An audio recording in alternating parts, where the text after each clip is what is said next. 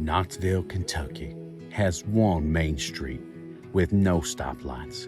It has a Catholic church, a Catholic grade school, Knoxville Fire Department, Doodlebugs, grocery store, Time's Tire Shop, a beauty shop, locally known as Boobies, and Millie's Tavern and Grill, the beer joint.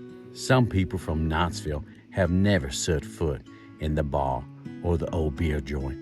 To some, it was sinful, and others, it was evil. Some avoided it because they were worried about what their neighbors would say. Janice thought these people had missed out on a lot of fun.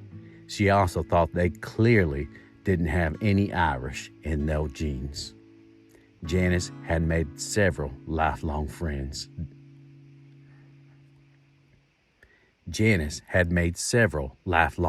there. The Catholic cemetery was in the middle of town across from the beer joint. Thomas Millie had left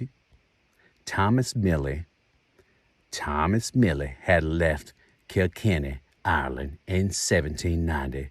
He had settled close to Knoxville on Pup Creek and had three sons. He was Marshall Millie's great-grandfather. Marshall was Janice's grandfather. In 1942, beer was sold out of the back of the town's grocery store. Marshall and his buddies decided Knoxville needed a beer joint. He bought the grocery store's beer license, the lumber and the materials with his friend's help. He built the beer joint on his property. He bought the grocery store's beer license, the lumber and materials with his friend's help. He built the beer joint on his property. Apparently, there wasn't a plumber in the bunch, as there was no indoor plumbing. However, it had an outhouse approximately 40 feet behind the beer joint. It had an asphalt sheet covering on the outside walls, a solid wooden front door, and 2 tall windows, painted white. It had a big front porch, a back door, and 2 more windows. There was also a coal shed behind it. Later, an old-timer had told Dorothy Millie that the beer joint had been built in 2 weeks. She wasn't sure if he was serious or pulling her leg. In 1969, the health department told my mother Dorothy had to install plumbing or shut the doors. My father, Paul Millie, had died in 1967. He and Dorothy had bought the business after his father, Marshall Millie, died in 1957. Dorothy decided to tear the old beer joint down and build a new business behind it. She especially enjoyed watching the outhouse being demolished. Dorothy bought a piece of land from her neighbor so she could make the parking lot bigger. It had a bathroom, just the one. There was no ladies' room because women didn't come into the bar. It had been stagged since it had opened the doors. The fact that women didn't generally go into Millie's Tavern didn't bother one lady moonshiner who sat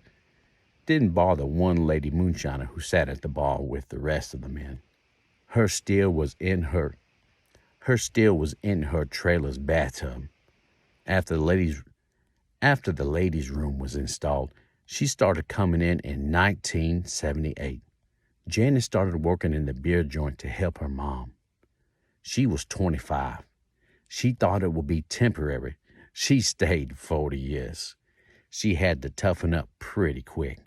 The regulars didn't cut her any slack because she was Paul and Dorothy Millie's daughter. One day, she had just sat down after a busy morning. A regular customer came through the front door and told her to get off her goddamn happy-go-lucky and get him a goddamn beer. She looked at him and said, "Give me a goddamn minute." She had never said God's name before. If you said it in front of her, mother, Dorothy, you better be praying. She waited to see what he would do. He slapped his legs and started laughing after that. She started calling him Pop. One day, she was filling up the beer cooler with bottles, being careful not to break one as she laid them carefully next to each other. An old-timer walked behind the bar, nudged her out of the way with his elbow, and took over. Janice held her breath. She was sure a beer bottle would break, and she would have to clean up the mess. He wasn't treating them kindly. There was no breakage. He straightened up and told her he didn't like girls in the bar because he couldn't cuss. Janice laughed and said, "Too bad." He grumbled and walked off. Janice knew he liked her, but neither he or the other old-timers would admit it. These guys could cuss and insult each other all day long, but they never said the F word. She had known a lot of these guys for years, having been born and raised next to the beer joint. She had often gone through the back screen door when her dad was working. There would be men sitting at the bar or on the benches around the coal stove in the corner. They would be bullshitting and rolling their own cigarettes. Maybe a couple of these guys would be playing pool. She'd walk behind the bar and her daddy would give her what she wanted. She had her choice of a Coke. Chips, a candy bar, or chewing gum. As soon as she could walk, she followed him to the beer joint on Sundays when he cleaned and restocked. She was bashful, so if her dad wasn't working, she would peek through the back door to see an old fella named Hank. She would peek through the back door to see if an old fellow named Hank was in there. If he saw her, he always bought her a Coke. She liked Hank. The whole dynamics changed over time. A younger crowd started coming in, and the cash register started ringing. Lady Moonshiner wasn't the only female in the bar anymore.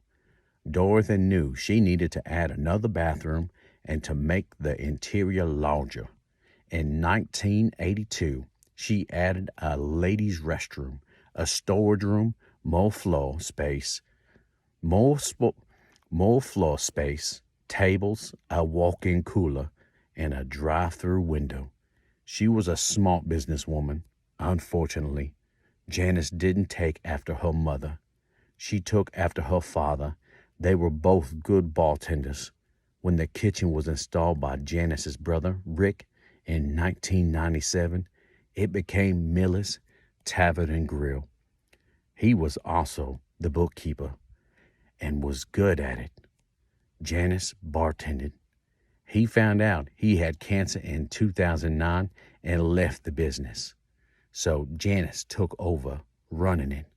She had sat at the desk when her brother wasn't around to rest, but never in an official capacity.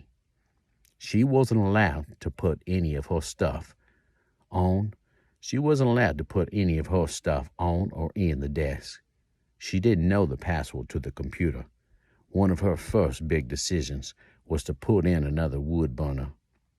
Her brother Rick had taken out the one Dorothy had put in. Her second big decision was to put in liquor. She knew that she would bring in more women and a bigger crowd. Dorothy had preached for years to never put liquor in the bar. She said, "You can go to heaven if you sell beer. You won't if you sell liquor." Dorothy had written some thoughts down in a notebook, and after her death, Rick had read it. He told Janice that she had written, "No liquor or lose women in the bar." Janice had a lot to learn and no time to do it.